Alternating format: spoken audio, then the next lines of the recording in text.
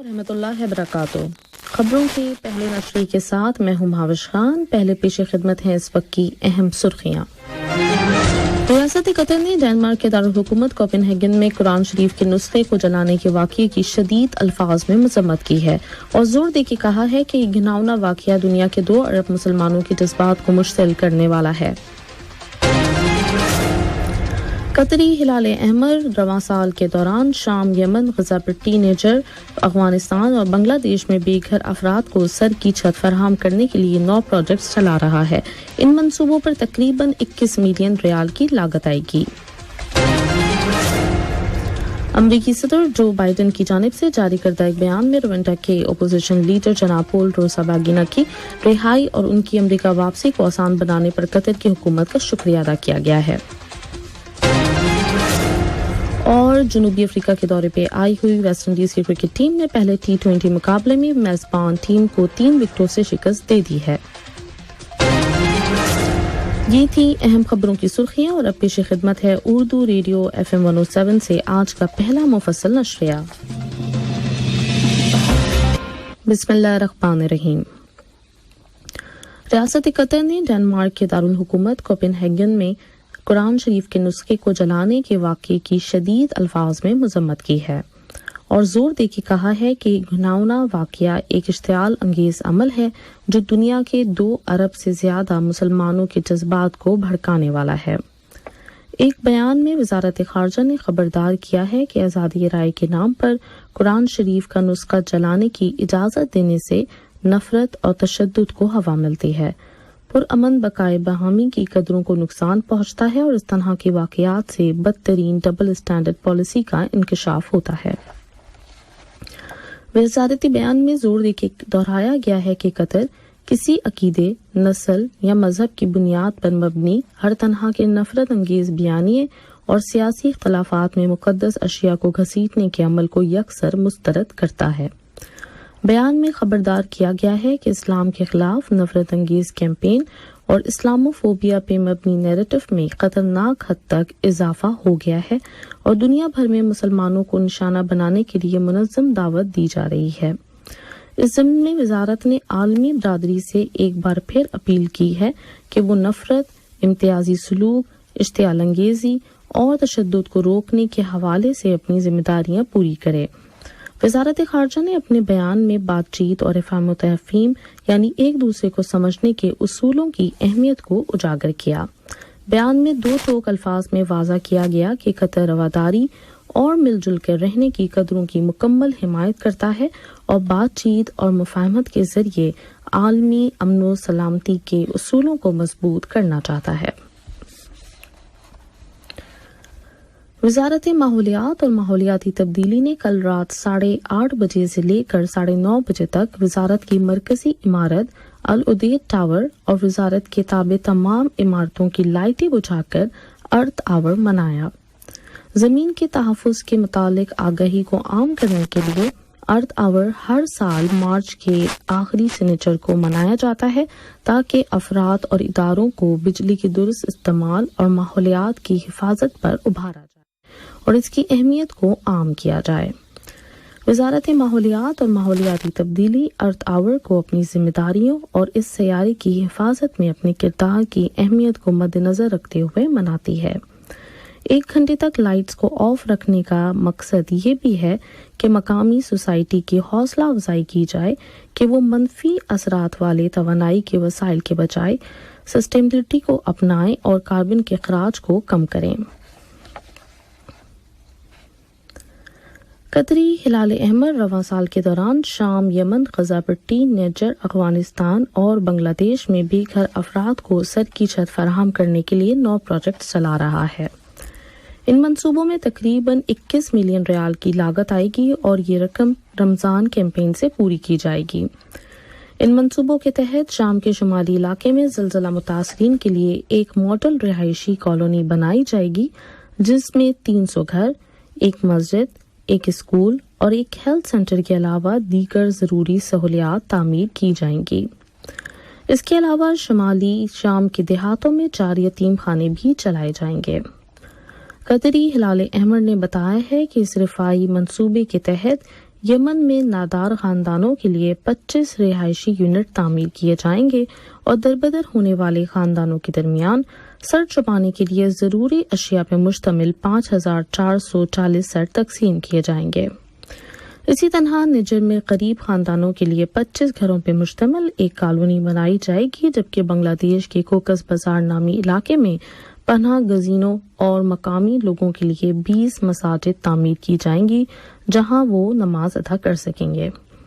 ادھر غزہ پٹی میں غریب خاندانوں اور معذور افراد کے 90 رہائشی یونٹوں کی مرمت کا کام کیا جائے گا اور ان کو سولر سسٹم فراہم کیا جائے گا۔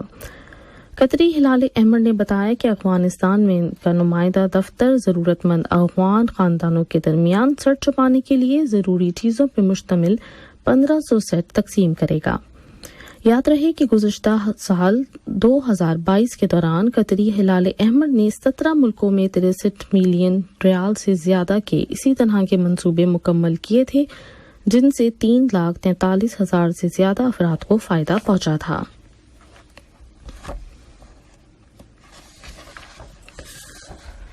خلیجی تعاون کونسل کے ممبر ملکوں نے کہا ہے کہ پانی کے شعبوں میں دنیا کے ملکوں کے درمیان تعاون کو فروغ دینے اور سائنٹیفک اور ٹیکنیکل تبادلے کو بڑھانے اور شرطوں کے بغیر کم قیمتوں پر ترقی پذیر ملکوں کے لیے پانی سے متعلق تکنیک کی فراہمی کے لیے بامقصد انیشیٹوز انتہائی اہمیت کے حامل ہیں، کیونکہ پانی زندگی کی بنیادی ضروریات میں شامل ہے۔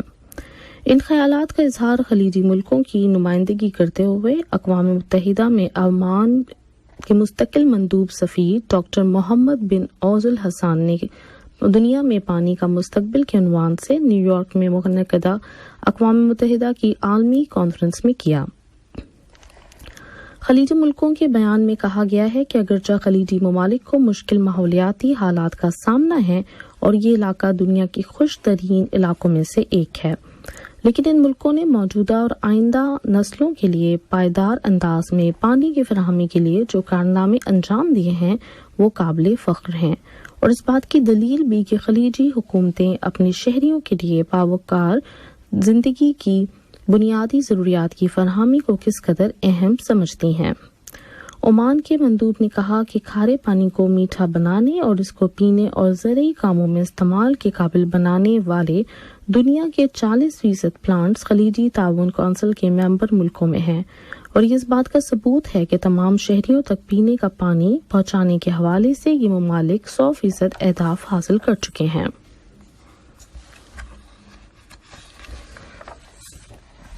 امریکی صدر جو بائیڈن کی جانب سے جاری کردہ بیان میں روانڈا کی حکومت کی جانب سے اپوزیشن لیڈر جناب پال روساباگینا کو رہا کرنے کا خیر مقدم کیا گیا ہے۔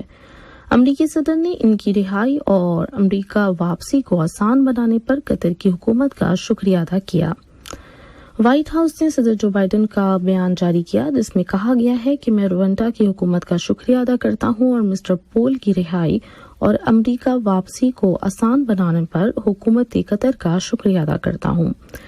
اسی طرح ان تمام امریکی اہلکاروں کا بھی جنہوں نے اس خوش کن نتیجے پر پہنچنے کے لیے روانڈا کی حکومت کے ساتھ مل کر کام کیا۔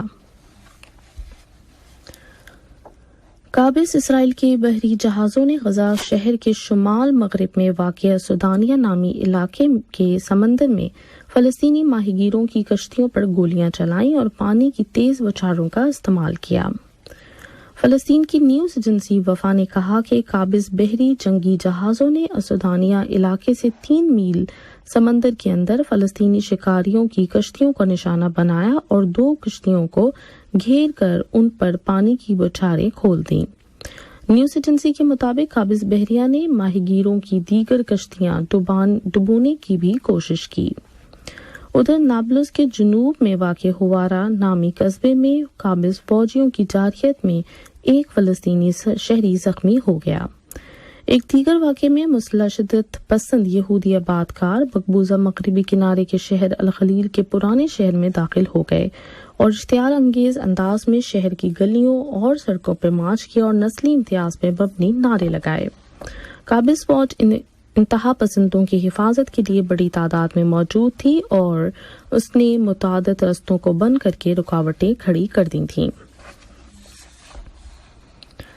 روس کے صدر ولادیمیر پوٹن نے کہا ہے کہ روس اور بیلاروسی سرزمین پر ٹیکٹیکل ایٹمی ہتھیاروں کو تعینات کرنے پر متفق ہو گئے ہیں۔ انہوں نے کہا کہ اس مقصد کے لیے مخصوص جہازوں کے شیڈ تعمیر کیے جا رہے ہیں اور یہ جولائی تک تیار ہو جائیں گے۔ صدر پوٹن نے مزید کہا کہ روس نے بیلاروس میں 10 ایسے جہازوں کو واقعتاً تعینات کر دیا ہے جو ٹیکٹیکل ایٹمی ہتھیار لے جا سکتے ہیں۔ اس کے علاوہ اسکندر طرز کے متعدد ٹیکٹیکل میزائل سسٹمز بھی وہاں منتقل کر دیے گئے ہیں اور یہ میزائل بھی ایٹمی اسلحہ لے جانے کی صلاحیت رکھتے ہیں۔ روسی صدر نے یہ انکشافات ایک ٹی وی انٹرویو میں کیے۔ ترکش ایئر لائن نے جرمنی کے مختلف شہروں کو جانے والی 49 پروازوں کو منسوخ کرنے کا اعلان کیا ہے۔ یہ پروازیں 26 اور 27 مارچ کو شیڈول تھیں۔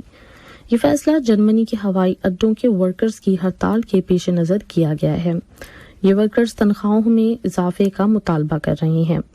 یاد رہے کہ رواں ماہ کے دوران جرمن ایئرپورٹس کے ورکرز کی ہڑتال کی وجہ سے کئی پروازوں کو منسوخ کرنا پڑا تھا۔